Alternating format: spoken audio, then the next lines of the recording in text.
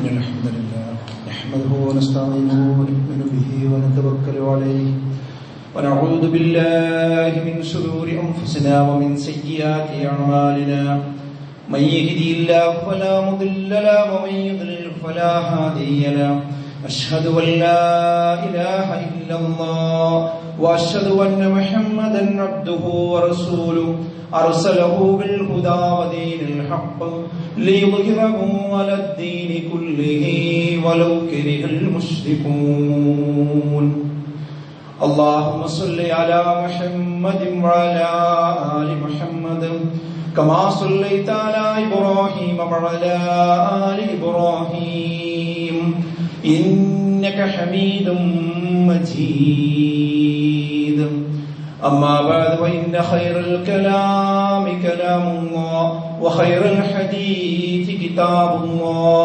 وخير الهدي هدي محمد صلى الله عليه وسلم وشر الأمور محدثاتها وكل محدثة بدعة وكل بدعة ضلالة أعوذ بالله من الشيطان الرجيم يا أيها الذين آمنوا اتقوا الله حق تقاته ولا تموتن إلا وأنتم مسلمون بسم الله الرحمن الرحيم ولا تخزني يوم يبعثون يوم لا ينفع مال ولا بنون إلا من أتى الله بقلب سليم.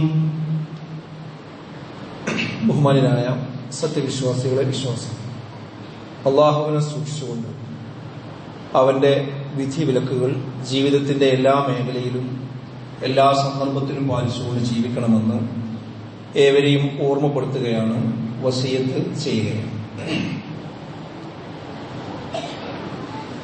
ഒരു വിശ്വാസി ഒരിക്കലും വിസ്മരിക്കാൻ പാടില്ലാത്ത 6 കാര്യങ്ങളുണ്ട്. അതെത്ര വലിയ മുത്തക്കിയാണെങ്കിലും ഈ 6 കാര്യങ്ങൾ നേടാൻ വേണ്ടി അധ്വാനിക്കുകയും അതിനുവേണ്ടി സദാസമയവും പ്രാർത്ഥിച്ചുകൊണ്ടിരിക്കുകയും ചെയ്യുക എന്നത് നമ്മുടെ എല്ലാവരുടെയും ബാധ്യതയാണ്. കാരണം അള്ളാഹുവിന്റെ കൂട്ടുകാരൻ എന്ന വിശേഷണം, ഖലീലുള്ള എന്ന വിശേഷണം ലഭിച്ച പ്രവാചകനാണ് ഇബ്രാഹിം നബി അലൈഹി സ്വലാത്തു വസ്സലാം. അത്രമേൽ അള്ളാഹുവുമായി അടുത്തു നിന്ന ആ പ്രവാചകൻ പോലും ഈ 6 കാര്യത്തിന് വേണ്ടി അധ്വാനിക്കുകയും പ്രാർത്ഥിക്കുകയും ചെയ്തത് നമുക്ക് വിശുദ്ധ ഖുർആനിൽ കാണാൻ സാധിക്കും. ആ ഇബ്രാഹിം നബി അലൈഹി സ്വലാത്തു വസ്സലാമയെയാണ് നമ്മളോട് മാതൃകയാക്കാൻ വേണ്ടി വിശുദ്ധ ഖുർആൻ കൽപ്പിക്കപ്പെട്ടിട്ടുള്ളത്. സുമ്മ ഔഹൈനാ ഇലൈക്, നബി സല്ലല്ലാഹു അലൈഹി വസല്ലമയോട് അല്ലാഹു പറയുന്നു, നിനക്ക് നാം വഹി നൽകുകയും ചെയ്തു. എന്താണ്? അനിത്തബിഉ മില്ലത ഇബ്രാഹിമ ഹനീഫ, ഹനീഫായ ആ ഇബ്രാഹിം അലൈഹി സ്വലാത്തു വസ്സലാമയുടെ മില്ലത്തിനെ നീ പിൻപറ്റണമെന്ന് നാം നിനക്ക് വഹി നൽകുകയും ചെയ്തിട്ടുണ്ട്. വമാ കാന മിനൽ മുശ്രിക്കീൻ, അദ്ദേഹം ഒരിക്കലും തന്നെ മുശ്രിക്കീങ്ങളിൽ പെട്ടവനായിരുന്നില്ല എന്നാണ്. അപ്പൊ ഇബ്രാഹിം നബിയുടെ മില്ലത്താണ് മുഹമ്മദ് നബി സല്ലല്ലാഹു അലൈഹി വസല്ലമയുടെ ഉമ്മത്ത് പിൻപറ്റേണ്ടത് എന്ന് വിശുദ്ധ ഖുർആൻ കൃത്യമായിട്ട് പറയുന്നുണ്ട്. അപ്പൊ ആ ഇബ്രാഹിം നബി ഈ 6 കാര്യങ്ങളെ സംബന്ധിച്ച് അതിനുവേണ്ടി അധ്വാനിക്കുകയും അതിനുവേണ്ടി സദാസമയവും പ്രാർത്ഥിക്കുകയും ചെയ്തിട്ടുണ്ടെങ്കിൽ അത്രയൊന്നും ഉയരത്തിലില്ലാത്ത എത്രയോ നിസ്സാരന്മാരായ നമ്മൾ ഓരോരുത്തരും എന്ത് ചെയ്യണം? ആ കാര്യത്തിന് വേണ്ടി അധ്വാനിക്കണം, പ്രാർത്ഥിക്കണം. ഏതാണ് ആ 6 കാര്യങ്ങൾ? അതിൽ ഒന്നാമത്തെ കാര്യം എന്ന് പറയുന്നത് ശരിയായ അറിവിന്റെ അഭാവം നമുക്ക് ഒരിക്കലും തന്നെ ഉണ്ടായിക്കൂടാ എന്നതാണ്. അറിവ് എന്ന് പറയുമ്പോൾ നമ്മൾ മദ്രസയിൽ പഠിച്ചവരാണ്, നമ്മൾ ഖുതുബ കേൾക്കുന്നവരാണ്, ക്ലാസ് കേൾക്കുന്നവരാണ്, വഅദ് കേൾക്കുന്നവരാണ്. അതുകൊണ്ട് നമുക്കൊക്കെ ഏകദേശം കാര്യങ്ങളെ സംബന്ധിച്ചൊരു ധാരണ ഉണ്ട് എന്ന ഒരു വിചാരമാണ് പൊതുവെ നമുക്കുള്ളത്. എന്നാൽ അങ്ങനെയല്ല. എല്ലാ കാര്യത്തിനും അതിനൊരു അസലുണ്ടാവും, ഒരു അടിത്തറയുണ്ടാവും. ആ അടിത്തറ നമ്മൾ പഠിച്ചിട്ടില്ലെങ്കിൽ ഏത് സമയത്തും നമ്മൾ പിഴവിലേക്ക് പോകാം. അത് നമ്മൾ മനസ്സിലാക്കേണ്ടത്. നമ്മൾ പലപ്പോഴും കാണാറുണ്ട്, ധാരാളമായി പ്രസംഗിച്ചിരുന്ന, ധാരാളമായി ദഴവാരംഗത്തുണ്ടായിരുന്ന ഒരാൾ, അയാളിപ്പോ ഇന്നൊരാശയത്തിലേക്ക് പോയല്ലോ, അതെന്തേ? അത് ഉപരിപ്ലവമായ ഉണ്ടായി കഴിഞ്ഞാൽ ഏത് സമയത്തും നമ്മൾ വഴിതെറ്റാം. എല്ലാത്തിനും ഒരു അടിത്തറയുണ്ട്. ആ അടിത്തറയിൽ നിന്നുകൊണ്ട് മുന്നോട്ട് പോയാൽ മാത്രമേ നമുക്ക് വ്യക്തമായ ഏത് കാറ്റിലും കോളിലും കൊടുങ്കാറ്റിലും നമുക്ക് പിടിച്ചു നിൽക്കുവാൻ സാധിക്കുകയുള്ളൂ എന്ന് നമ്മൾ തിരിച്ചറിയേണ്ടതുണ്ട്. ഇപ്പൊ എന്താണ് മൽ ഇഹ്സാൻ, മൽ ഈമാൻ? ഇതൊക്കെ ഹദീസുകളിൽ നമുക്ക് കാണാൻ സാധിക്കുന്ന കാര്യം. എന്താണ് ഈമാൻ, എന്താണ് ഇഹ്സാൻ? അതൊക്കെ റസൂലുള്ളാഹിയോട് ചോദിക്കുകയും റസൂലുള്ളാഹിന് മറുപടി പറയുകയും ഒക്കെ ചെയ്തത് കാണാൻ പറ്റും. അതേപോലെ എന്താണ് പ്രാർത്ഥന, എന്താണ് തവസ്സുൽ, എന്താണ് ഇസ്തിഗാസ, എന്താണ് മുഅ്ജിസത്ത്, എന്താണ് കറാമത്ത്, ഇങ്ങനെ തുടങ്ങി എന്താണ് തവക്കുൽ, ഇങ്ങനെ എന്താണ് ഖദാ ഖദർ, ഇതൊക്കെ എന്താണ് എന്നതിന് അതിന്റെ അടിത്തറയിൽ നിന്നുകൊണ്ടുള്ള ഒരു പഠനം നമ്മൾ നടത്തിയിട്ടില്ലെങ്കിൽ, പ്രത്യേകിച്ച് സാമൂഹ്യ മാധ്യമങ്ങളിലൂടെ പല വിവരങ്ങളും വന്നുകൊണ്ടിരിക്കുന്ന ഒരു സാഹചര്യത്തിൽ നമ്മൾ പെട്ടെന്ന് എന്ത് ചെയ്യും? നമ്മുടെ ഈമാൻ നശിച്ചു പോകാൻ സാധ്യതയേറെയാണ്.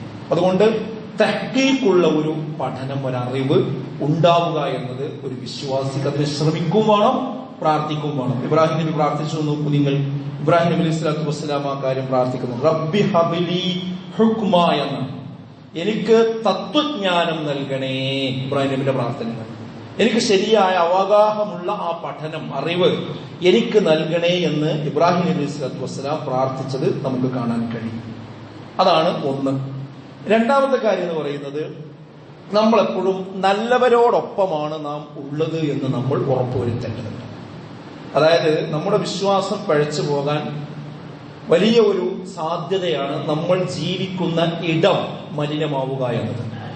അപ്പൊ നമ്മുടെ ഏറ്റവും അടുത്ത കൂട്ടുകെട്ട്, നമ്മൾ എപ്പോഴും പെരുമാറുന്ന ആളുകൾ, അവർ സദ്വൃത്തരാകുമ്പോൾ മാത്രമേ നമുക്കും സദ്വൃത്തരായിട്ട് മുന്നോട്ട് പോകാൻ കഴിയുകയുള്ളൂ എന്ന് നമ്മൾ തിരിച്ചറിയേണ്ടതുണ്ട്.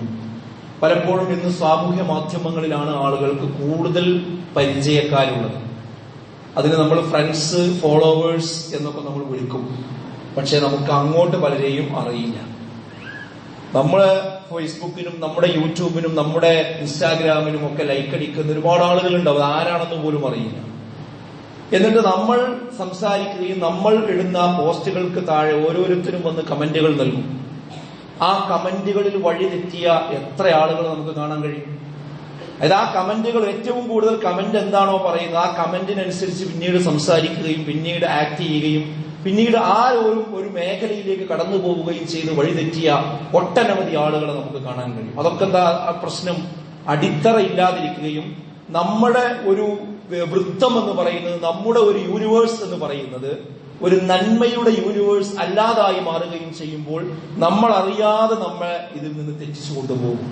ഇന്ന് പലരുടെയും ഇൻസ്റ്റാഗ്രാമും അതുപോലെയുള്ള സംവിധാനങ്ങളും നമ്മളെ മൊബൈൽ ഫോൺ, അത് മാത്രം നോക്കിയാൽ മതി നമ്മുടെ സുഹൃത്തുക്കൾ ആരാണ്, അതുപോലെ നമ്മൾ കാണുന്നത് എന്താണ്, നമ്മൾ കേൾക്കുന്നത് എന്താണ് എന്നൊരാളെ പറ്റി തിരിച്ചറിയാൻ ആ മൊബൈൽ മാത്രം ഓണാക്കി യൂട്യൂബോ അല്ലെങ്കിൽ ഇൻസ്റ്റാഗ്രാം ഏതെങ്കിലും തുറന്നു നോക്കിയാൽ മതി. ഒരു നല്ല കാര്യങ്ങളോടൊപ്പം സഞ്ചരിക്കുന്ന ആളാണെന്നുണ്ടെങ്കിൽ അതിലെപ്പോഴും നന്മയുമായി ബന്ധപ്പെട്ട പ്രഭാഷണങ്ങളും കാര്യങ്ങളും ഒക്കെ ആയിരിക്കും അതിന്റെ വാളുകളിൽ കാണാൻ കഴിയുക. അതല്ല എങ്കിലോ എല്ലാ അനാവശ്യങ്ങളുമായിരിക്കും, വൃത്തികേടുകളുമായിരിക്കും, സ്ത്രീകളുടെ നഗ്നമേനികളായിരിക്കും അയാളുടെ ഫോണിൽ ഏത് സമയത്തും കണ്ടുകൊണ്ടിരിക്കും. അതിൽ അൽഗോരിതമുണ്ട്. നമ്മൾ എന്താണോ ഒരു പ്രാവശ്യം കണ്ടത്, 2 പ്രാവശ്യം കണ്ടത്, അതാണ് പിന്നീട് ആ സ്ക്രീനിൽ രണ്ടാമത് വരിക, മൂന്നാമത് വരിക. അതാണ് നമ്മുടെ സ്വഭാവം. അവിടെയാണ് നമ്മൾ പിഴച്ചു പോകുന്നത്.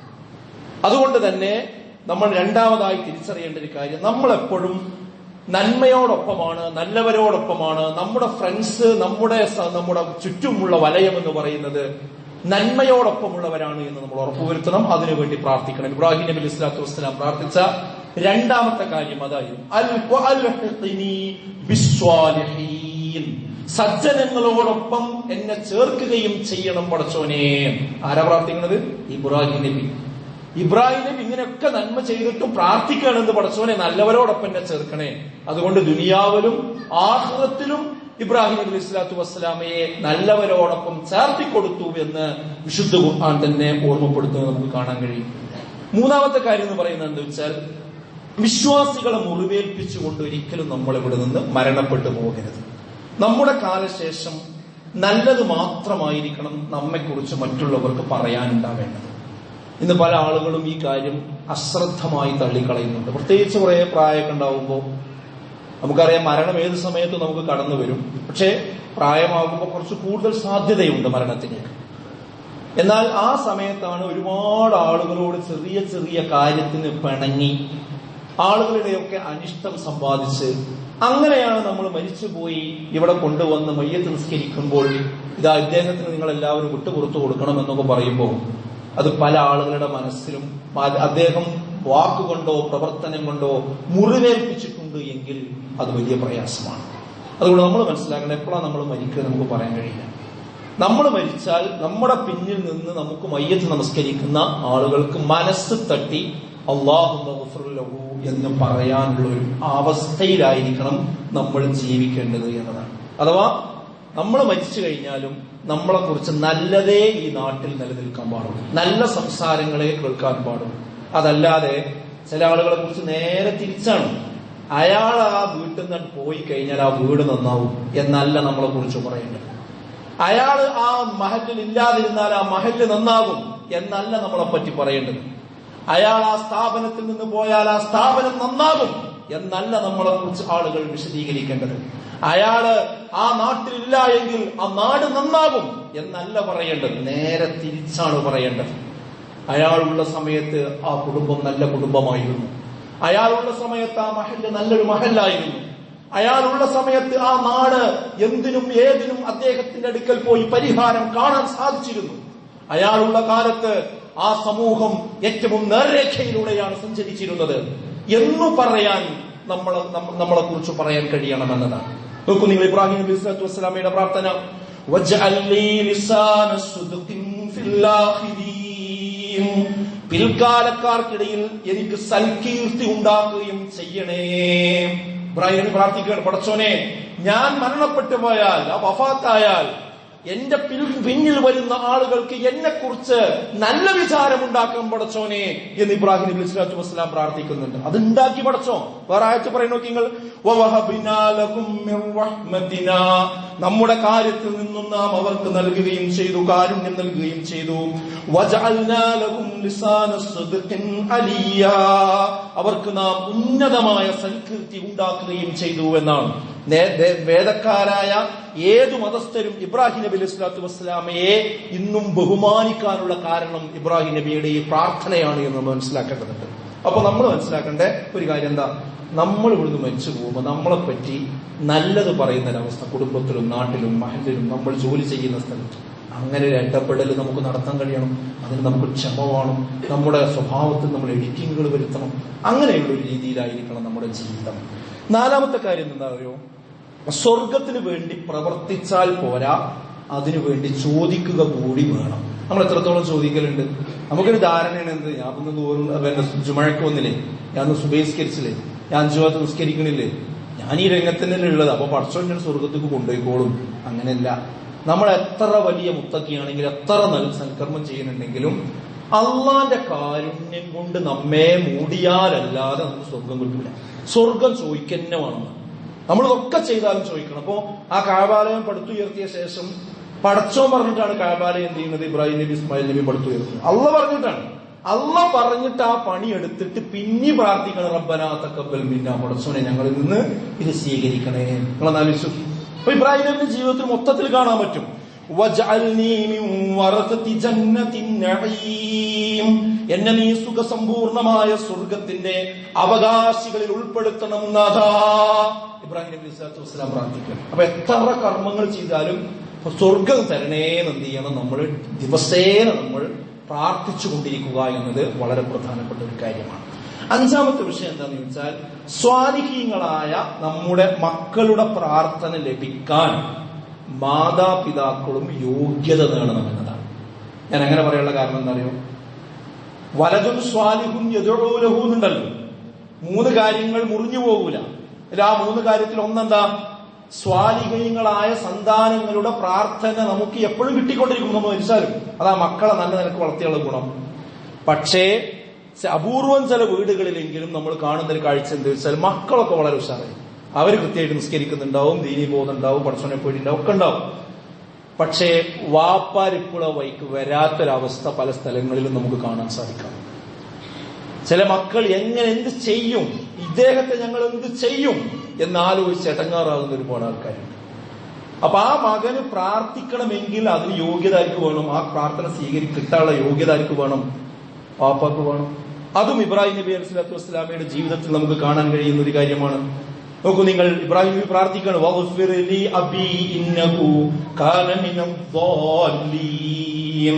എന്റെ പിതാവ് വഴിപിഴച്ച അവസ്ഥയിലാണ് പടച്ചോനെ, അതുകൊണ്ട് അദ്ദേഹത്തിന് പുറത്തു കൊടുക്കണേ എന്ന് പ്രാർത്ഥിച്ചു. പിതാവിനോട് അദ്ദേഹം ചെയ്തിരുന്ന ഒരു വാഗ്ദാനം അനുസരിച്ചാണ് ഈ പ്രാർത്ഥന. അദ്ദേഹം ചെയ്തിരുന്നതെന്നും പിന്നീട് പിതാവ് അള്ളാഹുവിന്റെ ശത്രു തന്നെയാണെന്ന് ബോധ്യമായപ്പോൾ അദ്ദേഹം അതിൽ നിന്ന് ഒഴിഞ്ഞു കളയുകയും ചെയ്തു എന്ന് വിശുദ്ധ ഖുർആൻ മറ്റൊരായത്തിലൂടെ ഓർമ്മപ്പെടുത്തുന്നുണ്ട്. വമാ കാന ഇസ്തിഗ്ഫാറു ഇബ്രാഹീമ ലഅബീഹി ഇല്ലാ അൻ മൗഇദത്തിൻ വഅദഹാ ഇയ്യാഹു. അതായത് ഇബ്രാഹിം നബി അലൈഹി സ്വലാത്തു വസ്സലാം വാപ്പാക്ക് കൊടുത്ത ഒരു കരാറ് പ്രകാരമാണ് അദ്ദേഹത്തിന് വേണ്ടി ഇസ്തിഗ്ഫാർ ചോദിച്ചത്. എന്നാൽ ഫലമ്മാ തബയ്യന ലഹു അന്നഹു അദുവ്വുൻ ലില്ലാഹ്, അദ്ദേഹം അള്ളാഹുവിന്റെ ശത്രു തന്നെയാണ്, ഒരിക്കലും മടങ്ങുകയില്ല, ആ ബിംബാരാധനയിൽ തന്നെ മുന്നോട്ട് പോവുകയാണ് എന്ന് വ്യക്തമായപ്പോഴോ തബർറഅ മിൻഹു, അദ്ദേഹം അതിൽ നിന്ന് വിട്ടുനിൽക്കുകയും ചെയ്തു, ആ പ്രാർത്ഥനയിൽ നിന്ന് വിട്ടുനിൽക്കുകയും ചെയ്തു. ഇന്ന ഇബ്രാഹീമ ലഅവ്വാഹുൻ ഹലീം, നിശ്ചയമായും ഇബ്രാഹിം നബി സഹനശീലനും താഴ്മയുള്ളവനുമാകുന്നു എന്നാണ് വിശുദ്ധ ഖുർആൻ ഓർമ്മപ്പെടുത്തുന്നത്. ഇപ്പൊ എന്താ അർത്ഥം? രക്തബന്ധത്തെക്കാൾ വലുതാണെന്ന് ആദർശബന്ധം എന്ന കാര്യം നമ്മൾ മനസ്സിലാക്കണം. അപ്പൊ ഇബ്രാഹിം നബിന്റെ ഈ പ്രാർത്ഥനയിൽ നമുക്കുള്ള പാഠം എന്താണെന്ന് ചോദിച്ചാൽ, നമ്മൾ നമ്മളെ വാപ്പാക്ക് വേണ്ടി പ്രാർത്ഥിക്കണം. അങ്ങനെയാണ് ഒന്നാമത്തെ കാര്യം. നമ്മൾ നമ്മളെ മാതാപിതാക്കൾക്ക് വേണ്ടി പ്രാർത്ഥിക്കണം. അത് മക്കൾ ശ്രദ്ധിക്കേണ്ട കാര്യമാണ്. അവർ മരണപ്പെട്ടു പോയാലും നമ്മൾ ജീവിച്ചിരിക്കുന്നിടത്തോളം കാലം പ്രാർത്ഥിക്കണം. അപ്പൊ അതോടൊപ്പം മാതാപിതാക്കൾ ശ്രദ്ധിക്കേണ്ട കാര്യം എന്താ? ആ പ്രാർത്ഥന സ്വീകരിക്കാനുള്ള ഒരു യോഗ്യത നമുക്കുണ്ടാവുക കൂടി വേണം. അപ്പോഴേ എന്ത് ചെയ്യുള്ളൂ? മക്കളുടെ പ്രാർത്ഥന നമുക്ക് കിട്ടുകയുള്ളൂ എന്ന് നമ്മൾ തിരിച്ചറിയേണ്ടതുണ്ട്. ആറാമത്തെ കാര്യം എന്താണെന്ന് വെച്ചാൽ, നമ്മുടെ അകവും പുറവും ഒന്നാകണമെന്നതാണ്. അതായത് നമ്മളുടെ അകം എന്താണോ അതാണ് പുറത്ത് കാണേണ്ടത്, പുറത്ത് എന്താണോ ഉള്ളത് അതേ അകത്തുണ്ടാകാൻ പാടുള്ളൂ. അല്ലാതെ നമ്മുടെ മക്കളുടെ മുമ്പിൽ ഒരു മുഖം, ഭാര്യയുടെ മുമ്പിൽ വേറെ ഒരു മുഖം, കുടുംബക്കാരുടെയും അയൽവാസികളുടെയും മുമ്പിൽ മറ്റൊരു രീതി, സഹപ്രവർത്തകർക്കിടയിൽ വേറൊരു സ്വഭാവം, എന്നാൽ ഉള്ളിന്റെ ഉള്ളിലോ അവരൊന്നും അറിയാത്ത മറ്റൊരാളും, ഇങ്ങനെ നടക്കുന്ന അപൂർവം ആളുകളെങ്കിലും നമുക്കിടയിലുണ്ട്. സഹോദരങ്ങളെ, അത് അവസാനിപ്പിച്ചേ പറ്റൂ. കാരണം എന്താ വെച്ചാൽ, നമ്മുടെ അകവും പുറവും ഒക്കെ അറിയുന്ന പടച്ച തമ്പുരാന്റെ മുമ്പിലേക്കാണ് നമുക്ക് എത്താനുള്ളത്, നമുക്ക് പോകാനുള്ളത്. അതുകൊണ്ട് ഇങ്ങനെ മൂടിവെച്ച്, സ്വന്തം വ്യക്തിത്വത്തെ മൂടിവെച്ച് പുറമേക്ക് മാന്യനായി അഭിനയിച്ചുകൊണ്ട് നടക്കുന്ന ആളുകളുണ്ട്. മദ്യപിക്കുന്ന, ലഹരി ഉപയോഗിക്കുന്ന ആളുകൾ, ആ ലഹരി മൂടി വെക്കാൻ വേണ്ടി കളവ് പറയുന്ന ആളുകൾ, അവസാനം അത് തന്റെ സ്വന്തം ഭാര്യ എങ്ങാനും കണ്ടെത്തിയാൽ അവളെ ഭീഷണിപ്പെടുത്തി കൊണ്ടു നടക്കുന്ന ആളുകൾ ഉണ്ട്.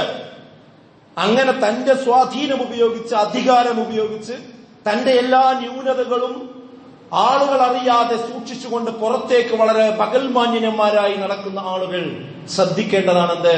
ആ മുഖം വലിച്ചു കീറുന്ന ദിനത്തിന്റെ പേരാണ് പരലോകം എന്ന് പറയുന്നത്. അതുകൊണ്ടാണ് ഇബ്രാഹിം നബി അലൈഹി സ്വലാത്തു വസ്സലാമിന്റെ പ്രാർത്ഥന നോക്കി നിങ്ങൾ, വലാ തുഖ്സിനി യൗമ യുബ്അസൂൻ, ആ പുനരുദ്ധാന ദിവസം, പരലോകത്തിന്റെ ദിവസം പടച്ചോനെ എന്നെ അപമാനിക്കരുത് പടച്ചോനെ. എന്താ അപമാനിക്കരുത് എന്ന് പറയാൻ കാരണം, ഇവിടെ വലിയ നല്ലൊരാളായിട്ടാണ് സമൂഹത്തിൽ നടന്നത്, പക്ഷേ നാളെ ആ മനുഷ്യന്മാരുടെ ജനകോടികളുടെ മുമ്പിൽ വെച്ചുകൊണ്ട് നമ്മുടെ യഥാർത്ഥ മുഖം ആളുകൾക്ക് മുമ്പിൽ തുറന്നു കാണിക്കുന്ന ഒരു ദിവസം വരാനുണ്ട് എന്നാണ്. അങ്ങനെയുള്ള ഒരു അപമാനിതനാകുന്ന ഒരവസ്ഥ എനിക്കുണ്ടാകരുത് പടച്ച തമ്പുരാനെ. യൗമലായം ഫഉമാലും വലാ ബനൂൻ. നമ്മൾ പലപ്പോഴും പല കാര്യങ്ങളും ആളുകൾ ചെയ്യാറുള്ളത് മക്കൾക്ക് വേണ്ടിയും സ്വത്തുണ്ടാക്കാൻ വേണ്ടിയാണ് പല മൂടിവെക്കലുകളും കാര്യങ്ങളൊക്കെ ചെയ്യാറുള്ളത്. എന്നാൽ അതൊന്നും ഉപകാരപ്പെടാത്ത ദിവസമാണത്. അവിടെ സലീമായ, കളങ്കമില്ലാത്ത, ഋജുവായ ഒരു മനസ്സിന്റെ ഉടമകൾക്ക് മാത്രമേ, അതുകൊണ്ട് ചെല്ലുന്നവർക്ക് മാത്രമേ അവിടെ രക്ഷയുണ്ടാവുകയുള്ളൂ, അവർ മാത്രമേ സ്വർഗത്ത് പോവുള്ളൂ എന്നാണ്. അപ്പൊ സഹോദരങ്ങളെ, ഈ 6 കാര്യം നമ്മൾ സ്വന്തം ജീവിതത്തിൽ ഉണ്ടാകണം. അത് നന്നായി പ്രാർത്ഥിക്കും വേണം. അതാണ് ഇബ്രാഹിം നബി അലൈഹി സ്വലാത്തു വസ്സലാമയുടെ ജീവിതത്തിൽ നിന്ന് നമുക്ക് പഠിക്കാനുള്ള, ആ പ്രാർത്ഥനയിൽ നിന്ന് പഠിക്കാനുള്ള കാര്യം. ഈ ദുൽഹിജ്ജ മാസം എന്ന് പറയുന്നത് ഇബ്രാഹിം നബി അലൈഹി സ്വലാത്തു വസ്സലാമയെ കൂടുതൽ ഓർക്കുകയും ആ മില്ലത്ത് മനസ്സിലാക്കുകയും അത് അനുധാവനം ചെയ്യുകയും ചെയ്യേണ്ടുന്ന ഒരു പുണ്യമാസത്തിലൂടെയാണ് നമ്മൾ കടന്നു പോകുന്നത്. അതുകൊണ്ട് എല്ലാവരും ഈ 6 കാര്യം സ്വന്തത്തോട് ചേർത്ത് വെച്ചുകൊണ്ട് ചിന്തിക്കുകയും അത് അല്ലാഹുവിനോട് ആത്മാർത്ഥമായി പ്രാർത്ഥിക്കുകയും ചെയ്യുക. അങ്ങനെയുള്ള യഥാർത്ഥ മുത്തഖികളിൽ, മുഅ്മിനുകളിൽ അല്ലാഹു നമ്മെവരെയും ഉൾപ്പെടുത്തി അനുഗ്രഹിക്കുമാറാകട്ടെ.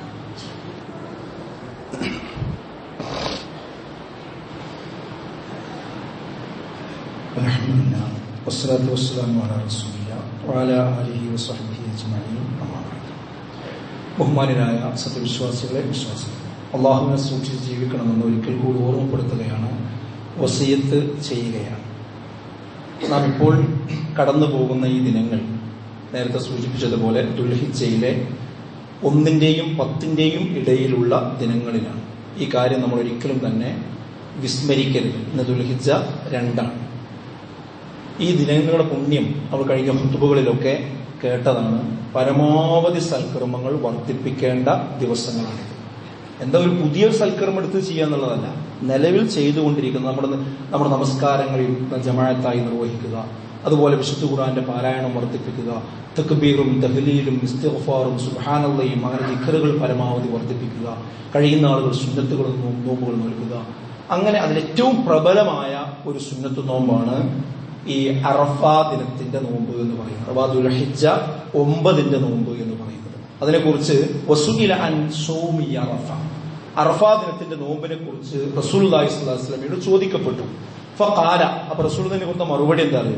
യുകഫിറു സനതൽ മാദിയ വൽ ബാഖിയ, അതായത് കഴിഞ്ഞു പോയതും വരാനിരിക്കുന്നതുമായ ഒരു വർഷത്തെ മുഴുവൻ പാപങ്ങളും പുറത്തു കിട്ടുന്ന ഒരു വലിയ സൽക്കർമ്മമാകുന്നു എന്ത് ഈ അറഫ നോമ്പ് എന്ന് പറയുന്നത് എന്നാണ്. അപ്പൊ സഹോദരങ്ങളെ, ഈ ഒരു ദുൽഹിജ്ജ 9 വരുമ്പോ ആ അറഫ നോമ്പ് നോൽക്കാൻ വേണ്ടി നമ്മളും നമ്മുടെ കുടുംബത്തിലെ എല്ലാവരും തയ്യാറാണ്.